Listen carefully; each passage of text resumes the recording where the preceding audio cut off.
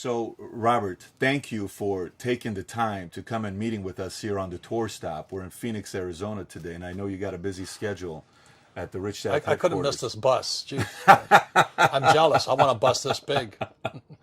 It's been a good journey, but it's good to be here. We were really looking forward to this. You know, for me, my history with you goes way back. When I got out of the Army, I was told by my first boss at Bally's that I need to learn sales. So I read How to Master the Art of Selling by Tom Hopkins. My sister told me how to win friends and influence people. And then to become rich, I was told, read Rich Dad, Poor Dad. And it completely changed the way I look at business. And if you've never read the book, I mean, I recommend everybody in the world to read Rich Dad, Poor Dad. This has got to be a must-read book by anybody. And whether I say it or not, 20 million people have bought it nationwide, worldwide. So this has been a big hit. But It's 33 million now. 33 million people have bought it. That's a lot more Not than only 20. that, is the book is pirated. Yes, A lot of times that's the word. So a lot of times I'm That's the word. signing autographs, and it's not my book, but who cares? Yeah. At least I read it. Rick Dad, Poor Dad. So they change one letter and then they don't have to give you No, the they just pure pirate in different places. Okay. More importantly, what I'm excited about is your new book, Second Chance. Can you tell us a little bit about your new book, Second Chance? Right, this book came out in January of 2015. Okay. And the reason it's such a big book is this book summarizes why I wrote Rich Dad, Poor Dad. And so Second Chance is very different than Rich Dad, Poor Dad.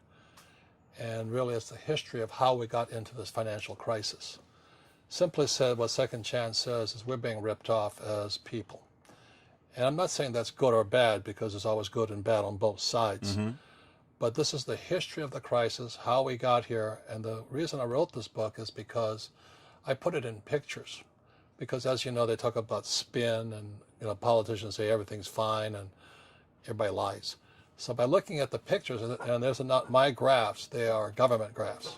And it shows... In there, government graphs in the book. Yeah, in here is all these, pictures worth 1,000 words, but in here you see pictures of what's happening. Mm-hmm. This is really interesting. It shows the top 99% taking a hit, and the 1% get richer. And really that's what's going on, is what started to happen just a few years ago. The 1% got really rich, which is good, but unfortunately the 99% below them took a hit. So this book is just pictures and graphs and stories. And like this is a national debt of the United States, and it's growing. This is not legitimate. It's a lie.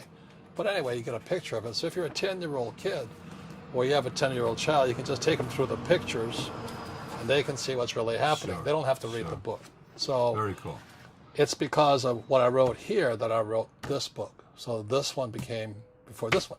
Yeah, so this gave birth to this. Yeah, the concepts behind it. Because Yeah. I was in Vietnam in 72 and 66, 72, and I knew we were being lied to as a people. And I went to military school, I was a Marine, and all this. So it disturbed me that my own government would lie to me. And so you can say, well, It you're... disturbed you that your own government would lie to you. Yeah, we're being lied to. And I'm not saying that it's good or bad either. Do you know what I mean? Everybody's got their self-interest and all this. Sure. And some guys call me a non-patriot, said, look, I went to Vietnam twice, a military graduate, Marine Corps officer, and I'd kill you first. But, no, what pisses me off is these guys who don't go to war call me a coward and call me a traitor. I mean, give me a break. So I have an attitude problem, if you know. But anyway, I wrote Rich Dad, Poor Dad because I could see this crisis coming. But I had to tone it down. But now that we're here, this was 1997, this is 2015. A lot of the predictions I've made are now coming true. So people can now see that why I wrote this book is now coming true, if that makes sense. Let's talk about the predictions. You're big on predictions, by the way. Right. And a big part of this book is about Buckminster Fuller. Right. Tell us a little bit about who's Buckminster Fuller. Yep. Buckminster Fuller is best known for the geodesic dome. And he was kind of a whack job, hardcore socialist, good man though.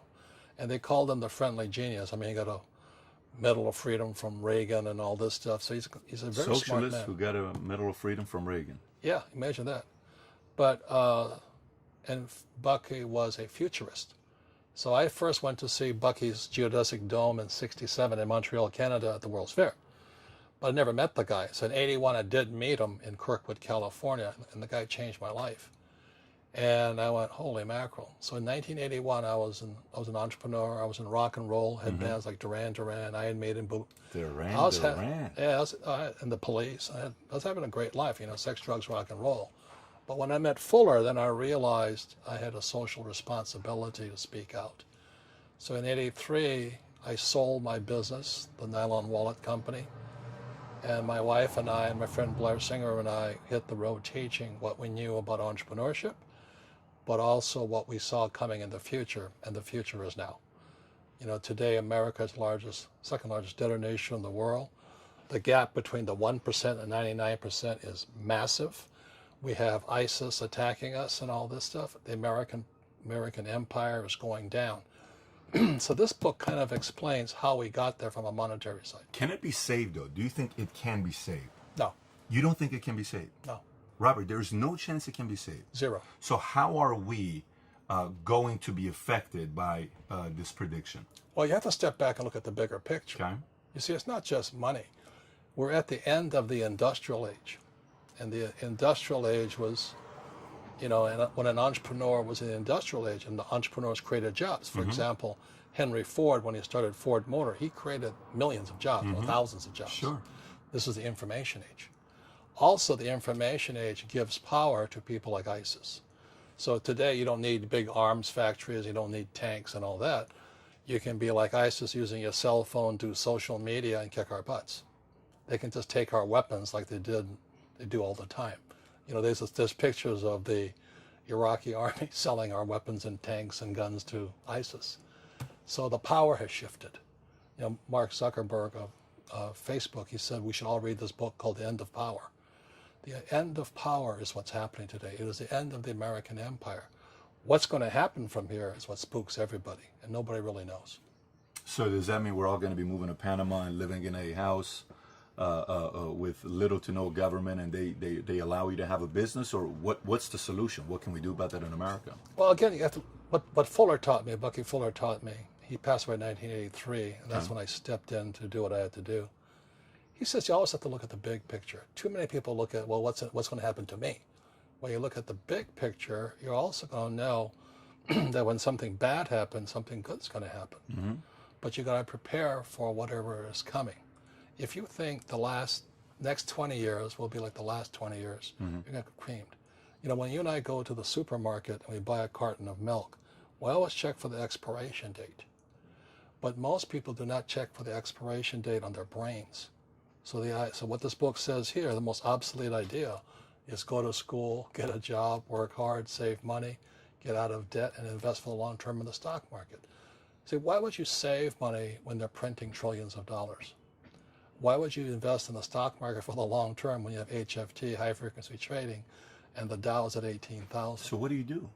Well, that's what I'm saying. You have to look at the other side. Which way is it going to go? So do you keep cash? Because if you keep cash, you're losing money. Why would you money. save cash? Why would you save cash? They're printing cash. Sure, if you invest into real estate. So what's the solution to it? What I write about on Second Chance, everything is opposite. Instead of get out of debt, I get into debt. I just refinanced $300 million in debt. I went from 5% to 2.5% interest. I made a fortune. Every month, more money comes in because my cost of money has gone down. So while some Especially financial today. experts are saying get out of debt, I'm saying learn how to use debt. See, when I came back from in Vietnam in January of '73, the first thing my rich dad said to me was go to school to learn how to invest in real estate. It wasn't real estate, it was how to use debt and taxes. Debt and taxes make the rich richer. Debt and taxes make the poor and middle class poor. So all the rich guys who are doctors and lawyers or those guys, they're getting creamed, and they don't know why. Doctors are getting creamed. Oh, yeah, they're making more money, but the take-home is less. Sure. My doctor just yelled at me. He was happy. He says, oh, guess what? I finally made $1 million. And I said, yeah, this is just 3 weeks ago. And so I said, yeah, well, how much you pay in tax? This is 2014. He says, $750,000 in taxes. So his net was about $400,000. That's not bad. But when I make $1 million, I keep $1 million. And the reason is because I don't make it by working for money. See, if you work for money, you're taxed. So that's why lesson number one in Rich Dad Poor Dad is the rich don't work for money. What we do instead is we create businesses as entrepreneurs. We acquire real estate. I don't invest in the stock market. Okay? So the reason is because as entrepreneurs, I have more control over my income, how much I make, and how much I pay in taxes. And because I'm an entrepreneur as well as an investor in real estate, I pay zero tax. So every time I make, let's say, $1 million as an entrepreneur, I immediately invested in real estate. I have a 4-to-1 step up. So I put $1 million in real estate. I get $4 million from the bank. That's why I love banks. But the banks are screwing everybody else. Terrible. But it's good for me. That's why you say when you print, it's good for you, but when you print, it's bad for people that work for money. Because when you print, savers get creamed and people who work for money get creamed. When they print, debtors get rich. You see, debt and taxes make the rich richer, and debt and taxes make the poor middle class poorer. And that's what I cover in this little book here. See, when you look at history, anytime a country printed, they corrupted the money supply. The empire collapsed. See, the Romans tried it. And it was called debasing the currency. Debasing means they took a silver coin and they mixed base metals like nickel and copper and those things inside. America started doing the same debasing in 1964. So when you look at our silver coins, in 1963 they were not pure silver, they were silver. And in 1964 you go, oh, what's that little copper tinge there? That's debasing. So throughout history, anytime a government has debased or printed their money, the economy eventually collapses.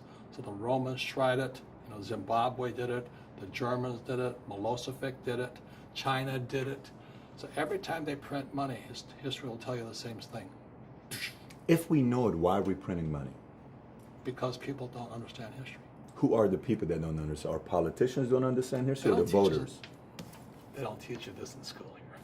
So people can look at the charts, so they can look at the charts, but they don't know what they're looking at. I was going for my MBA, and I had to drop out because it was getting pretty ridiculous. Because I kept telling the professor of economics, I said, "You don't know what you're talking about." And you don't get good grades. You don't get good grades, you're out, right? So I decided, well, I'll avoid the rush and resign now. But what they teach you in school is BS. It's watered down. It's not appropriate for the real world. It's good if you're going to be an academic like my poor dad, and you have all the facts and figures, but they can't do anything. Like the unemployment figures are complete lies. Obama says they're at I'm not political, I'm not Republican or Democrat. Obama says they're 6%. This guy, John Williams, who's called a shadow stats guy, he says the real unemployment is 24%. So It's a big difference. So I asked him, so what happened? How did you come across this? And John Williams was an economist. He was working for Boeing or Lockheed. And he kept applying the government unemployment and government stats to Boeing's numbers, and nothing worked. So finally he realized, which I realized in Vietnam, we're being lied to. Our numbers are bogus. They're not true. So that's why I started writing this book. And now I said your house is not an asset, savers are losers, the rich don't work for money. That was 1997, 2015, they're coming true. So second chance is how I came to my assumptions and conclusions. Now, let me ask you. So I have like 3 questions for you, but I'll do one of them. So with the collapse that you're saying, Robert, can anything be done about the collapse to prevent it? Yeah, this is the good news, okay? When something goes down, something goes up. Sure. So I have a video coming out, which I'll unshamelessly promote. It's called The Man Who Could See the Future.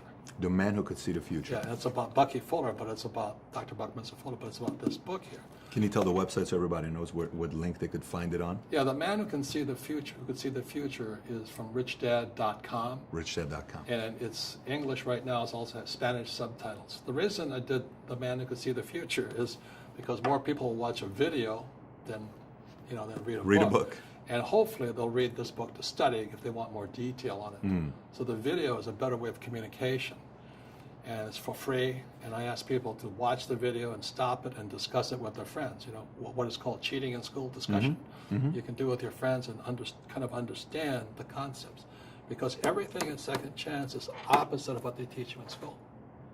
You see that? So why do we keep going to school though, Robert? If that's so now let's do the alternative. Here's a devil's advocate question for you. So let's say if everything they teach you in school doesn't work, what if we get rid of school? Then what would happen? Would it be better if we had no educational system at all? No, I'm saying education is more important before. It's just obsolete. You know, there's Moore's law, which states information doubles every 18 months. In other words, everything's obsolete 18 months. So, and this is just a recent phenomenon. So when you come out of school, you're already obsolete. And that's why I'm the old guy, you know. I meet my friends who went to Harvard. Yeah, I went to Harvard. I said, yeah, that was how long, 50 years ago?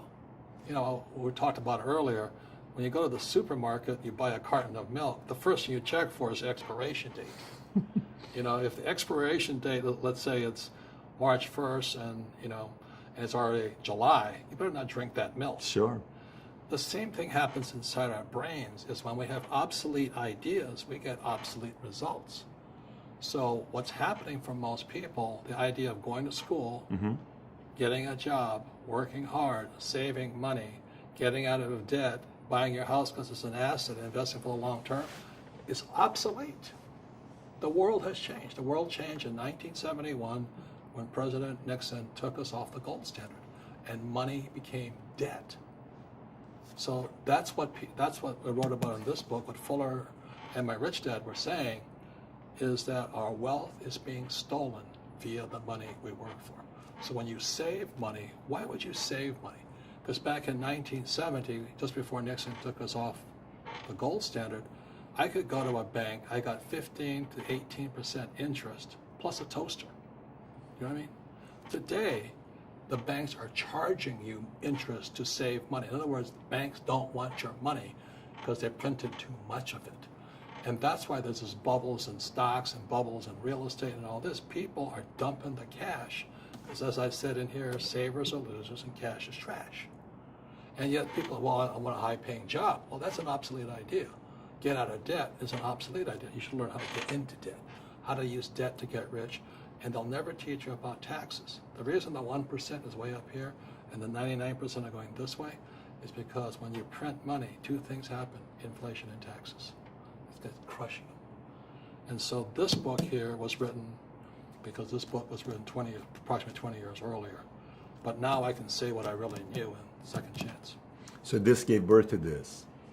It's which came first. You know? That's one of the second of the okay. I can say things now I couldn't say here because they've now come true. Got it. Yeah. Got it. So I have a question for you. So voting.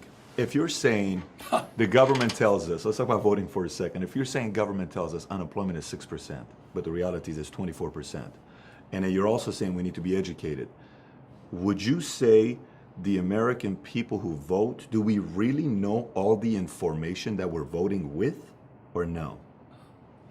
Of course not. But also ask yourself this question. You know, when I was a kid, there was one vote, one person, one vote. Today it's $1 million, one vote. You know, with the sub PACs and all this stuff. Sure. You know, the Koch brothers and all this stuff. If you're not spending like $200 million, you can't get elected. So what happens now? These what do you call them? Super PACs. Super PACs and all this stuff. Sure. They buy the vote. If you think your vote counts, wake up. Really wake up.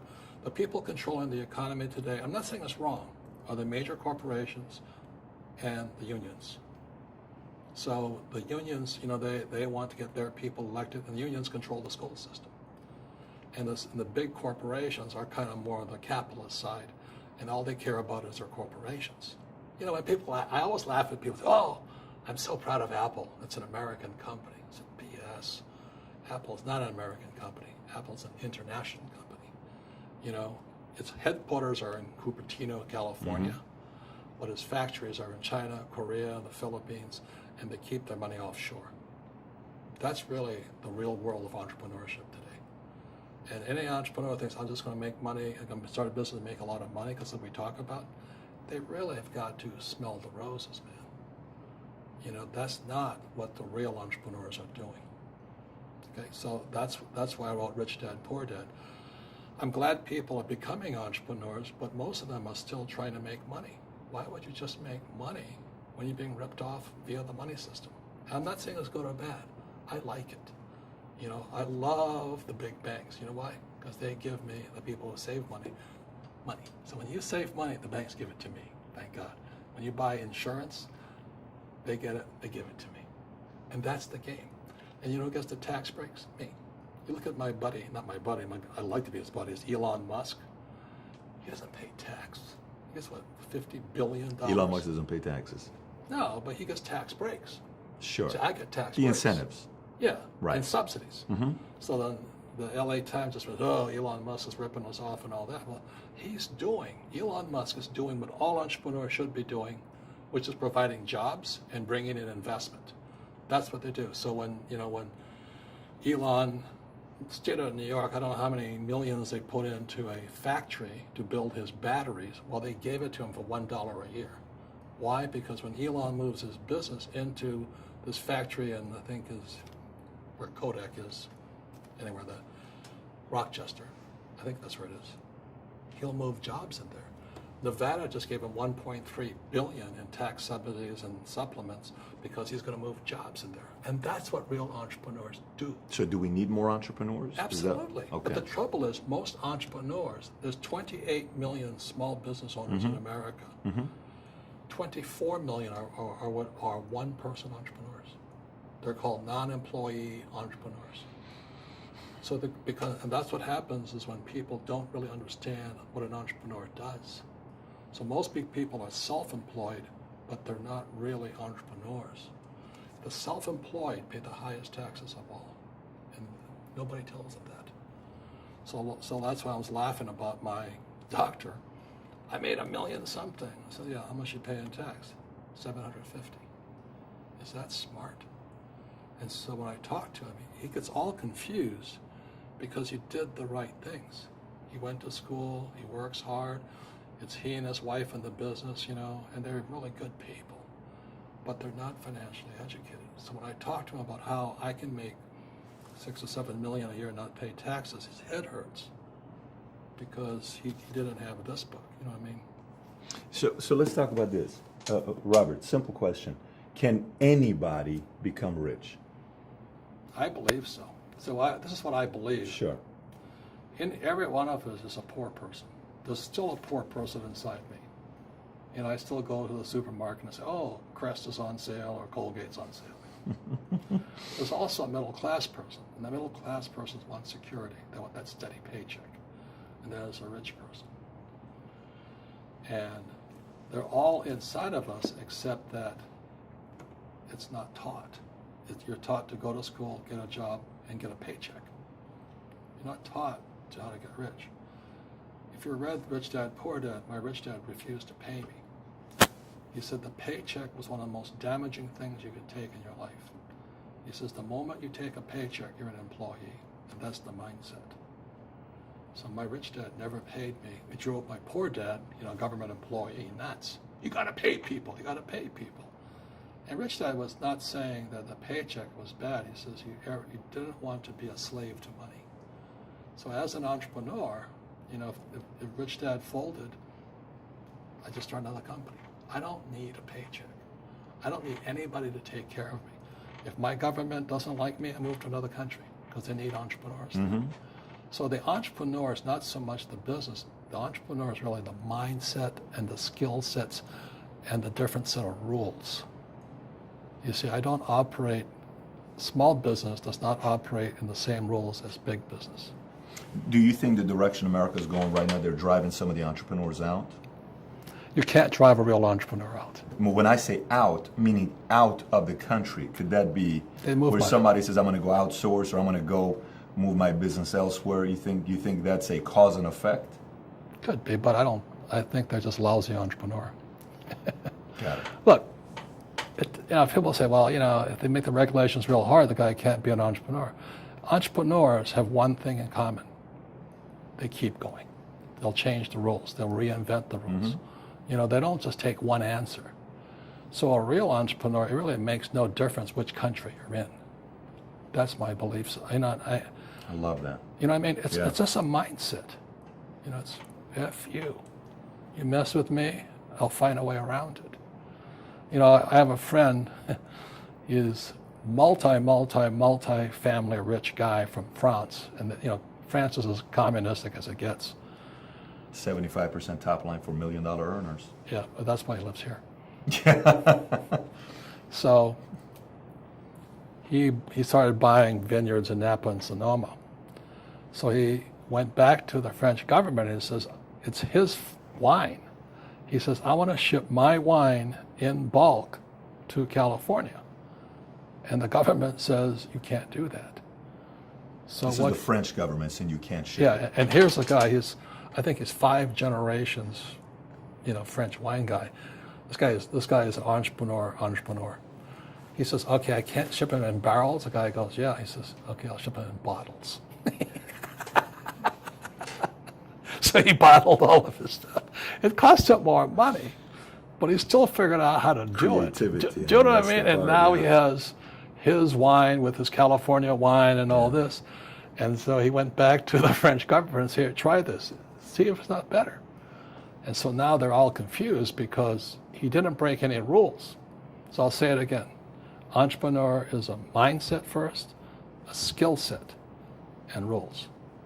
And depending upon whether you're an employee or a small business, the rules are different. The mindsets are different. The skill sets are different. So what you're saying is education, the mindsets can be taught, and if I learn the mindsets, and earlier you talked about, when I asked you a question about can somebody go out there and do something about this, there's got to be desire. But if I feed my mind, I got desire, I have an opportunity to make it as an entrepreneur. Desire and ambition. Sure. That's what it takes. Sure. That's why I say everybody can open a lemonade stand, but very few can be a rich one. So last question, and we'll wrap up here about this book is earlier when you were talking about America's going to collapse. Great. I asked you a question. I said, what do you think is one of the biggest challenges that we're looking at? And you mentioned willpower. Can you elaborate on that willpower a little bit, on what you meant by that? Yeah, it's also called the entrepreneurial spirit. Mm-hmm. But what we were actually talking about was there's no such thing as a bad economy. You know, there's the external, you and I, we all have an external economy, but we also have an internal economy. Mm-hmm. And the willpower is to change our internal economy.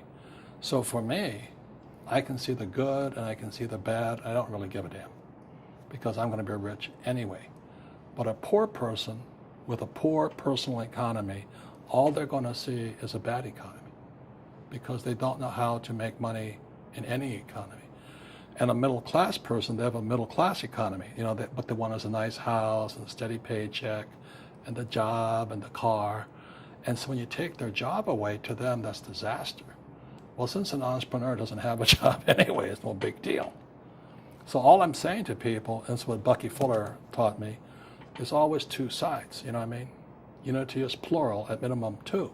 So if you think the economy is bad, it's because your economy is bad. If you think that steady, employment is important, then you'll see an economy without jobs. Your economy. Your economy versus the external economy. Got it. What you control versus what you can't control. I can control. Yeah, it's called an internal focus versus an external focus. So the real entrepreneur has an internal focus. That if they fall down, they say, "Oh, this is good, because I'm going to go up higher." You know, the average person will fall down and say, "Oh, I'm going to take some Prozac," or somebody has a mistake. Oh, the mistakes don't matter. Well, mistakes matter. It means you didn't know something. But a real entrepreneur, whether they fall down, they always can go up. They can stand back up and go higher. That no matter what happens to them, they get stronger and better and smarter and happier. But a person with a weak internal mindset is that they're so afraid of what happens, it generally happens. Like, people who are afraid of losing their jobs, they generally lose their jobs. Mm-hmm. You know what I mean? Yeah, no doubt. So everything comes through you. Yeah, so the entrepreneur first job is to control inside here, not outside there. So I'm right now, 6 of us, everybody that's here right now, we're living in an RV for the next 30 days. We're going to 35 states, 10,000 miles. And we're encouraging people to consider becoming entrepreneurs. What could you say, if you could say one thing to somebody who's never been an entrepreneur and they're thinking about making the leap of faith into becoming an entrepreneur, what could you tell them? Well, I'll just tell them the same thing that happened to me. My last paycheck, I still remember it clearly. It was one of the worst and the best days of my life. And I was in Puerto Rico. I was working for Xerox, and my boss gave me my last. It wasn't a paycheck; it was a bonus check. I think it was about $30,000, taxable. It's the only problem with that. So I got this check, and I went, "Holy mackerel!" You know what I mean? So I was excited, but I was also disturbed. And so this other guy comes up to me. His name was John, and John says to me, he says, "You're going to be back." I said, "Why?" He says, "Because you're going to fail." I looked at him and said, "Look," few expletive words, because that's what he did. He left Xerox, failed, and he came back. And I said, "Look, you failed and you came back, but I'm going to fail and I'm never coming back." And that's the attitude. Do you know what I mean? Absolutely. If you say, "Well, if I fail, I'll go back to mommy and daddy," then that's what you'll do. So if you fail, that's when I became an entrepreneur, because I had no money. I had no money for years. I didn't have a paycheck. But that's what my rich dad encouraged me to do. He says, when you don't have this paycheck, you get hungrier, smarter, and it's a test of your character. Will you become a crook? Will you become dishonest? Will you cheat and steal? Or will you become a better human being? So really, that's the benefit of becoming an entrepreneur, is you really find out who you are when you don't have anything. If you're an entrepreneur and you're going to be a big entrepreneur, leadership skills and communication skills are more important than a law degree. So now I have another book that just came out. It's called The 8 Lessons in Military Leadership. And the military, I went to military academy and all that. From day one, you're learning leadership. Day one at the academy, I have to stand in front of 20, 18-year-old kids and go, "Section 10, hut." And naturally, they're going to say, "Screw you," So that's when you learn to be a leader. Now, as you said to me when we first met, the trouble with the military, you got a little rough.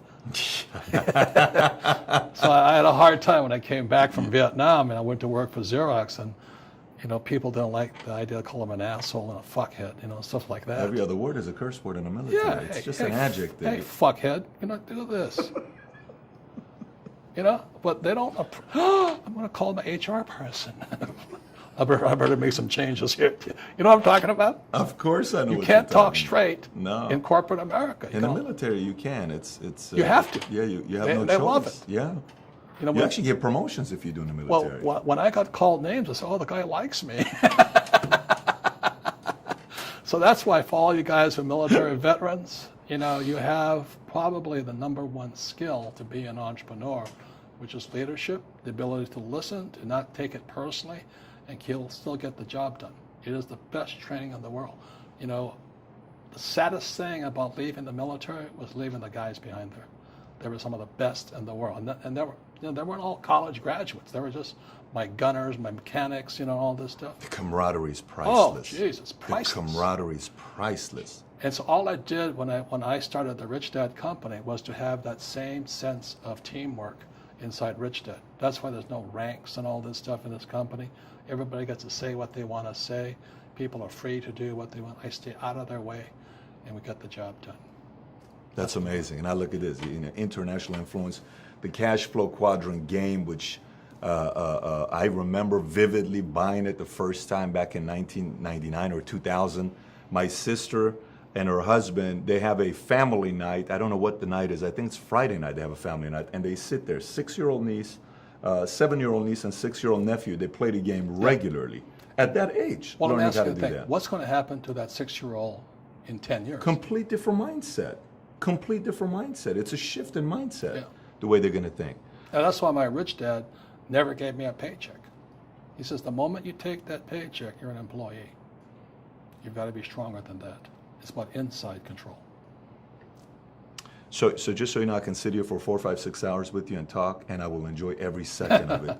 But we're gonna thank you for your time you gave us. You've been very kind, and to have the opportunity to sit here with you and have this conversation about entrepreneurism, your books. It's been very exciting. From a guy who read your book back in 1999, 2000, getting out of the Army, and now to meet you, it's an honor, it's a privilege. And if I can tell you anything that you're watching, if you haven't read this, you gotta read this book. And obviously this, you heard him say it, it's what he couldn't say back then with this. He's now saying this about the second chance. I highly recommend buying both books. The link is going to be put on the bottom for both books, as well as the link to watch the video, which you said is on richdad.com. Yeah, it's 60 minutes long. You'll get as much financial education that you'll never get in school. And it's on the website. They just go on there, they'll see the web. I want you to download it for free. Okay. You know, but Excellent. every time you watch it, anytime you don't understand something, stop and discuss. But when I discuss things in school at test time, it's called cheating. In entrepreneurism, it's a different story. Yes, very different. Sounds good. Excellent. Well, it's been great. It's been great hanging out with you. It's been a lot of fun. Hopefully, one of these days, when another book you come out with, we get a chance to come back and interview again and sit down and have another conversation. I appreciate it. This has been a privilege. Thank you so much, Robert. Thank you. Definitely. Thanks all of Definitely. Thank you.